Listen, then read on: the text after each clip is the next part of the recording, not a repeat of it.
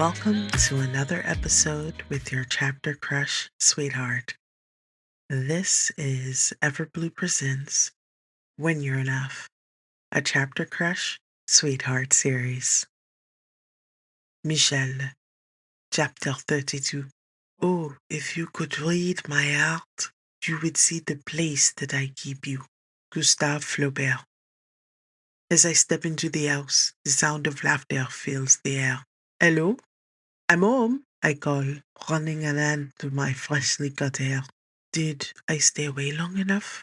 Did Bronwyn have enough time to figure out how to put her feelings away? Do I want her to? Ignoring the questions that have plagued me all day, I stroll into the kitchen, setting the groceries and gift bags down before following the sound of giggling to the playroom. 3 of the sofas have been pushed together, and erected between them is a massive pillow fort. It's an impressive feat, and I wonder how Bronwyn managed it on her own. Smiling, I cross to the entrance and stick my head inside. What are we? Get out! My only daughter squeaks in horror. I immediately stumble backwards as Bronwyn says, Dory, would you like to try that again? I'm sorry, Papa. We need more time to be ready. Okay, thank you, Dory. I was worried that I wouldn't be allowed inside at all. Doriane giggles. Silly Papa, we made this for you. Then whispering begins in earnest as my brows rise. Okay, I'll put the groceries away. Do I have time to cook? No need, Bronwyn calls before more whispering ensues. Shaking my head, I return to the kitchen to put the food in the refrigerator. I spent the day in a foul mood, and I knew exactly why. This morning had been a big surprise, but not in the way Bronwyn experienced it. It certainly wasn't a surprise waking up as the little spoon. No, Bronwyn likes to cuddle. Every night I've fallen asleep facing the door, my hands tucked between my knees to make sure they don't wander. Yet, I've awoken nearly every morning, still in the same position I fell asleep in, but with Bronwyn curled around me. Rubbing my stomach was new, and while not entirely unwelcome, it was still unexpected. When she went to the toilet, I stepped into the sunny balcony to give myself a few minutes to calm my racing heart. I had every intention of going to the gym after I made sure she was all right. After an aggressive snowball fight with my family last night, I was achy when I woke up. Dorian made sure of that when he had Doriane and our cousin's children pile on top of me so he could shove snow down my jacket. So I did some stretches while I waited for Bronwyn to come out of the bathroom. When I thought she might be done, I stepped back into the bedroom to I closed my eyes, shaking my head to clear the memory and the stubborn flutters it's plagued me with all day. I don't know why I couldn't turn around when she asked, but I knew with great conviction that if I moved, it would be towards her, and that was very much not the direction we needed to go. Yet, with the percentage of my certainty in that idea dropping by the second, all I could do was squeeze my eyes shut and try to breathe. Because the woman is beautiful. That goes without saying. But her eyes. She panicked, but I'd already seen it. The curiosity, the desire to know if it felt to me the way it felt to her. When she wouldn't let me apologize, I panicked. And after taking a moment in the toilet, I changed into my sports clothes and went down to the gym to find her on the treadmill. Her sports clothes are still very modest, but now that I know every line and curve beneath, they did little to soothe my imagination. So I sat on the bench behind her for nearly 40 minutes, working out while trying not to watch her, and failing. She has such an upright form. I have no doubt she learned to run from her papa. I may have lost count a couple of times as her feet punishingly pounded against the treadmill, but then she finally stopped, turned around, and began watching me. Suddenly I was at a loss for words. Sweat trickled over my brow. Still, I kept counting, breathing and counting, all while the woman trapped me in a staring contest and teased me unmercifully. I was fine, even when she dropped into an Asian squat that made the back of my hamstrings burn. Yet she couldn't leave well enough alone. As she dropped into a perfect side split, I worked to keep my mouth firmly shut. But when she rolled forward while still staring me down, my mouth dried out. So after she sat up and put her fist on our hips, well, I snapped. I just needed a moment of silence to think. I thought she was angry, but that wasn't the behavior of an angry woman. She was teasing me, and I needed to know why. When she finally began talking, slowly the pieces came together, and I could have kicked myself. I know exactly what's going on with my body and what it means. I assume most people know what they're feeling and why. Yet, Bronwyn is not most people. That becomes apparent when she needs to speak about her feelings because she rambles until she eventually lands on what the feeling is, even when she doesn't understand it. That's what happened this morning, and that's when I realized she isn't just physically inexperienced. For every action between a couple, there are so many nuances, undercurrents, things that go unsaid that are normally picked up on and many times never spoken about. She's picking up on those things very well, but her translator is broken. That's why the signals her body was sending confused her. Her mind hadn't figured out why she was teasing me, why she was flirting without saying a word. She didn't know that our bodies were communicating before she jumped out of bed this morning. And in her mind, her body was doing something she didn't give it permission to do. And she thinks it's something she can control. My sweet dove. So I did as she asked. I left her to try to make it make sense while I went to Geneva to figure out what I should do. Unlike her, I'm not confused. At least my body isn't. I want her. I want all of her. But that isn't what either one of us signed up for. Because while we're married, I'm not under any delusion that we can casually give in to what we are feeling without serious consequences. But if it doesn't work out and she still wants a divorce, will I still want her around Doriane and my family? What if I can't give her the love she deserves? I may be falling in love with her, but I maybe I'm falling in love with her. I grip the countertop as I lean against it to steady my suddenly weak knees. Closing my eyes, I take a shaky breath. Zut. How did I let this happen? When did this happen? What am I going to do? I shake my head, praying for an answer. When none comes, I wash my hands and begin slicing oranges, needing a distraction. Okay, Papa, we're ready. Coming, my loves, I call out, sharply expelling a breath.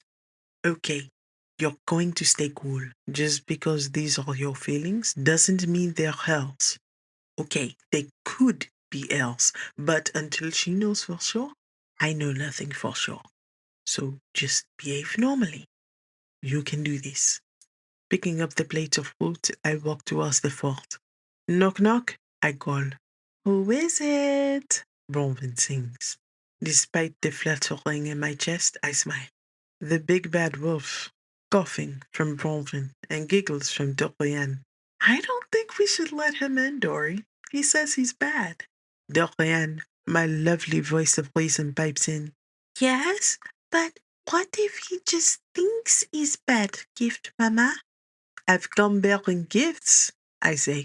Exactly what a bad wolf would say, Dory. Never believe wolves who say they're bad. Always run away. Even if it's Papa? My sweet child asks. A sigh, then. Papa isn't the wolf, so it's okay if he says he's bad. We'll hope that he's good. Okay. Come in, Papa. Mr. Big Bad Wolf, Papa.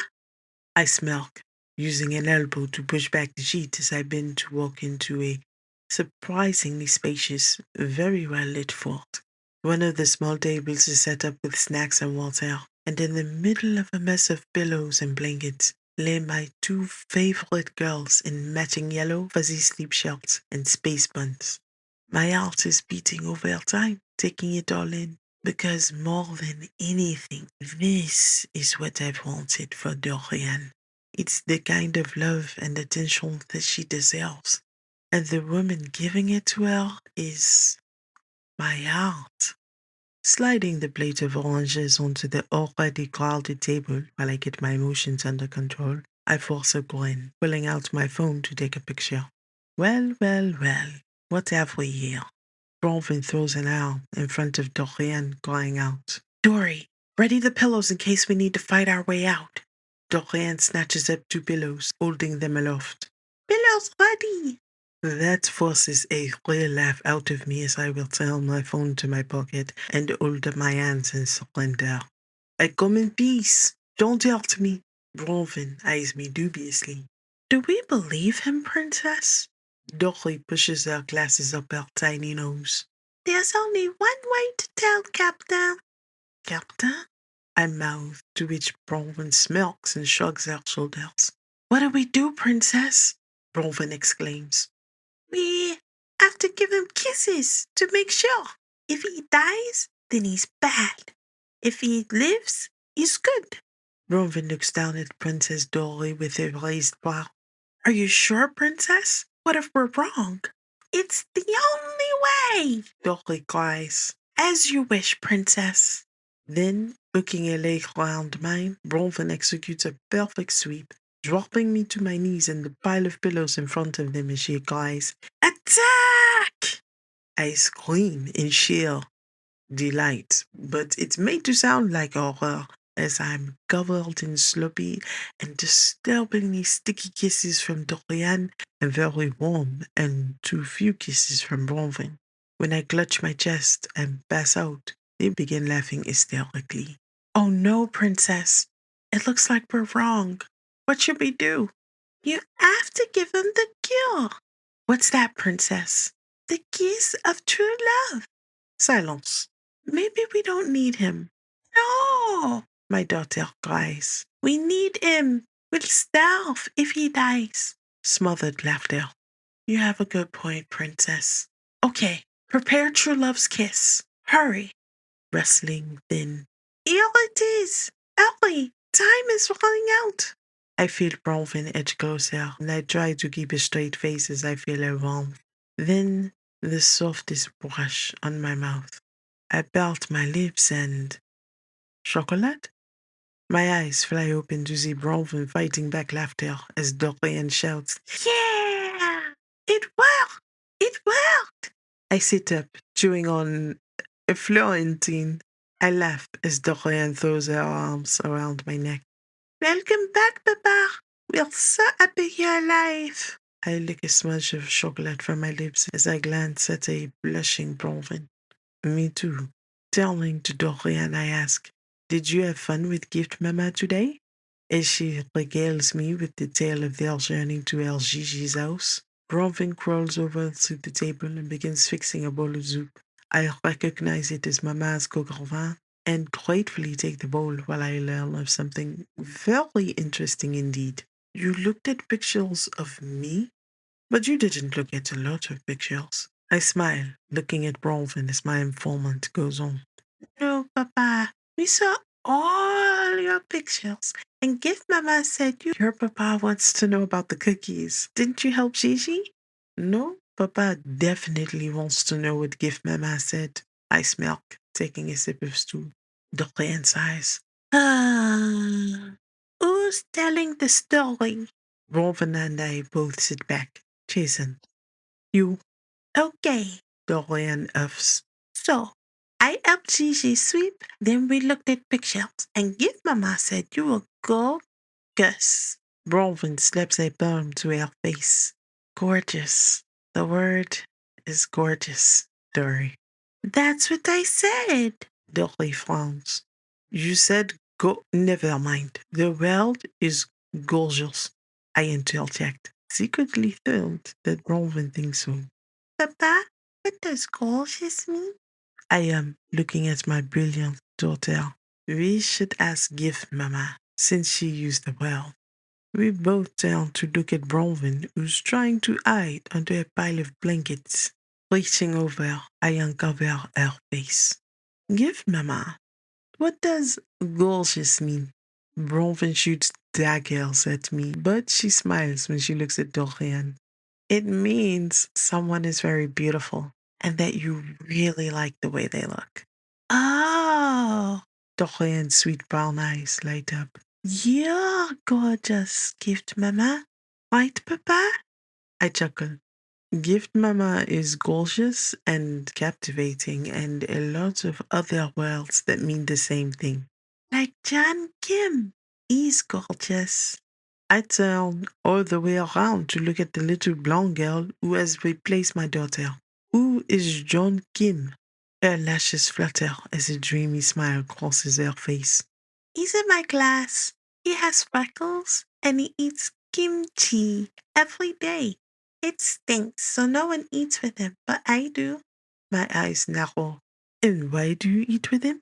You already said his kimchi stinks. I hear Bronwyn smothering a laugh behind me, but I don't care. This needs to be investigated. Papa, it stinks, but it tastes good. You're sharing this boy's kimchi? His name is John Kim. Okay, you're sharing John Kim's kimchi? Yes, I like it.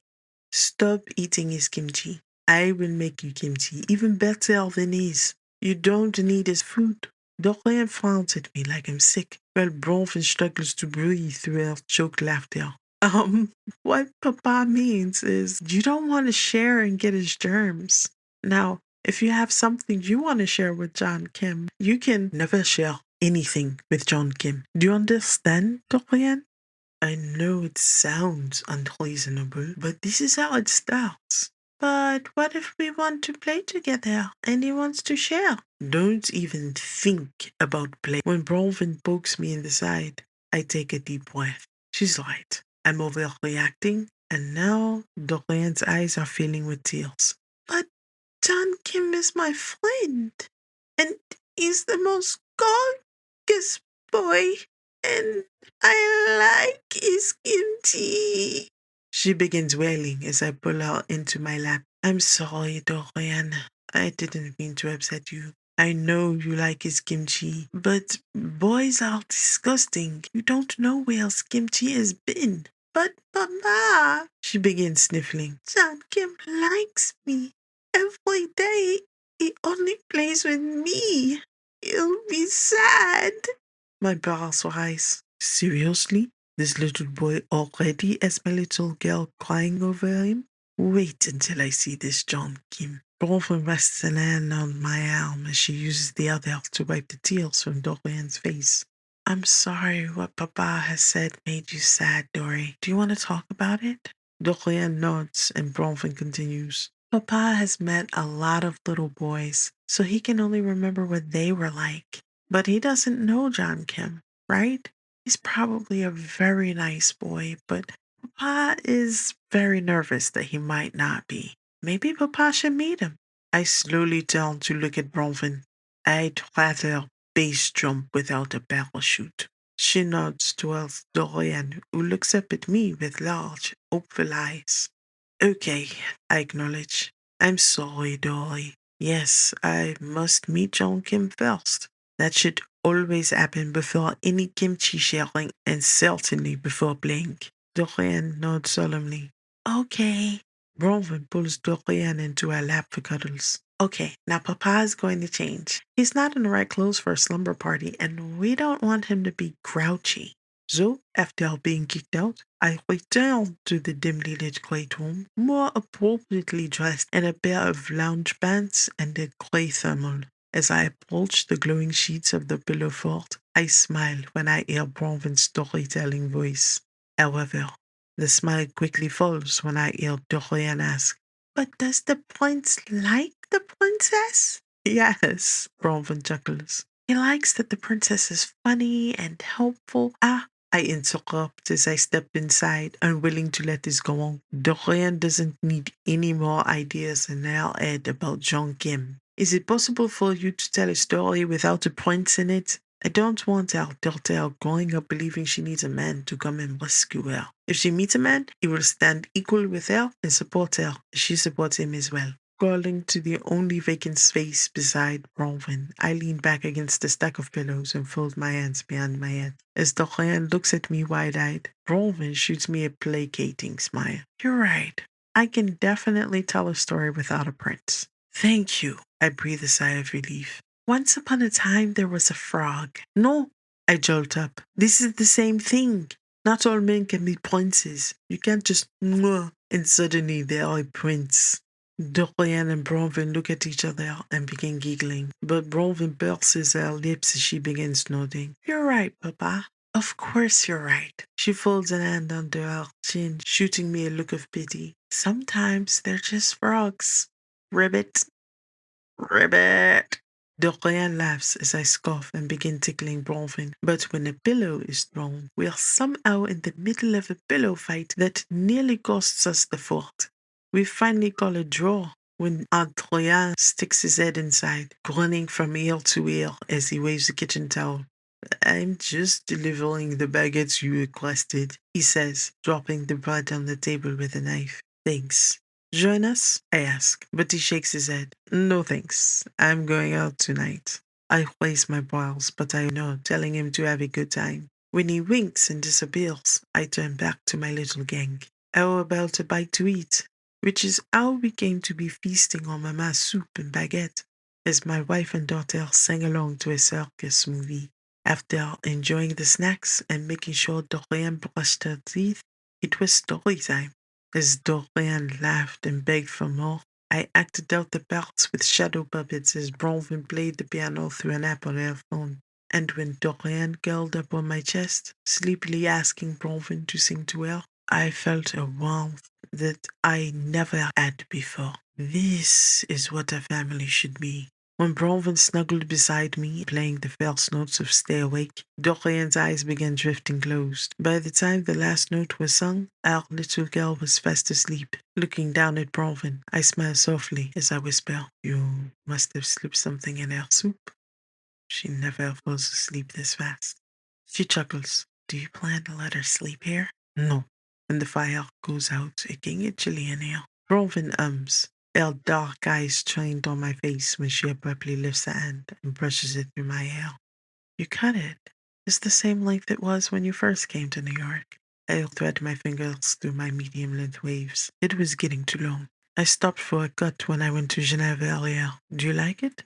Bronwyn nods. But I like your hair, however you wear it. I smile at the admission, and I'm surprised when Bronwyn rests against my shoulder. She begins to play a few soft lullabies on her piano app. Some I recognize, some I don't, and always with her little flair. Something deep within me slides into place, like a lock that finally found the right key. In that quiet moment, it becomes indisputable that I'm hopelessly in love with my wife. So now, what do I do?